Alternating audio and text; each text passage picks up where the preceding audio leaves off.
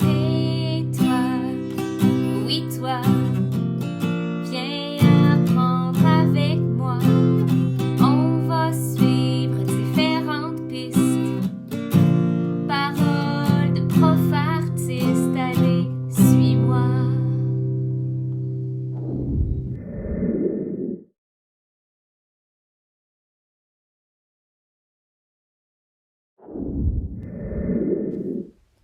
Aujourd'hui, à Prof Artiste, on parle des unités de mesure de longueur. Il existe plusieurs types d'unités de mesure. Tout dépend de ce qu'on veut mesurer. Les unités de mesure de longueur nous permettent de connaître les dimensions d'un objet ou d'exprimer une distance entre deux points donnés. Elles sont représentées par le mètre comme unité centrale. Je vous présente dans un premier temps le tableau de conversion des mesures. Celui-ci permet de comprendre la valeur de chaque unité et ainsi faciliter la conversion. Il ressemble au tableau de numération. Chaque colonne représente une unité de mesure. Le mètre se situe au centre.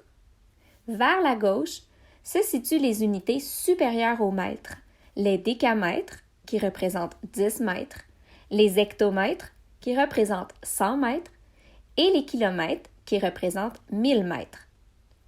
À droite du mètre se trouvent les unités réduites, comme le décimètre, le centimètre et le millimètre. Dans un mètre, j'ai 10 décimètres. Déci signifie 10. Dans un mètre, j'ai 100 centimètres. On entend le 100 dans centimètre. Dans un mètre, j'ai 1000 millimètres. On entend 1000 dans le mot millimètre. Pour les exemples de cette capsule, j'ai gardé la partie droite seulement du tableau de conversion. Le mètre se trouve alors à gauche. Première étape, connaître comment bien situer le nombre. Faisons quelques exemples. Je veux inscrire 5 cm dans mon tableau. Je regarde le nombre à la position des unités afin de savoir quel chiffre placer dans la colonne des centimètres. En ce cas-ci, c'est 5. Je l'inscris dans la colonne des centimètres.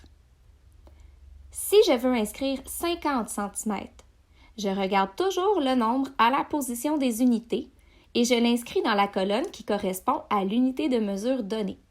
0 va alors dans la colonne des centimètres et 5 dans la colonne des décimètres.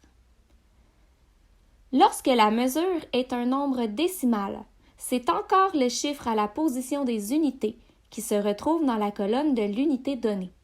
Exemple, 1,5 décimètre. 1 s'inscrit dans la colonne des décimètres car il correspond à la position des unités. 5 s'inscrit dans la colonne des centimètres. La partie décimale n'est pas un entier. Elle représente en ce cas-ci la moitié d'un décimètre, donc 5 cm.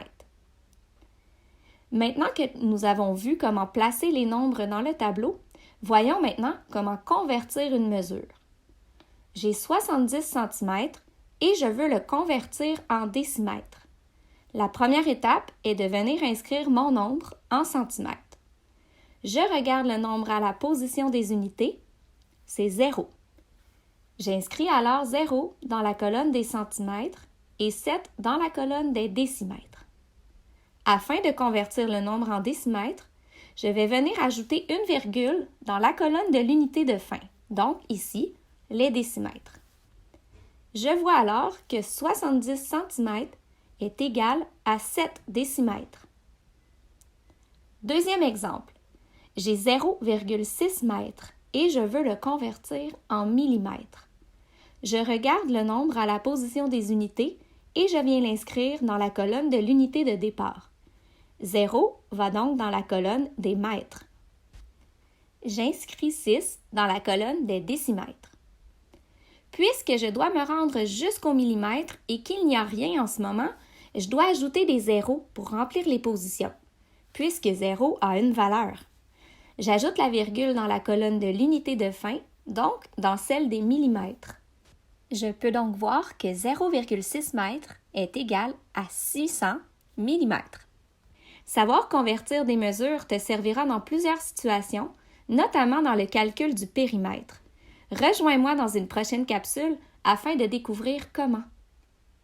À bientôt pour une prochaine piste!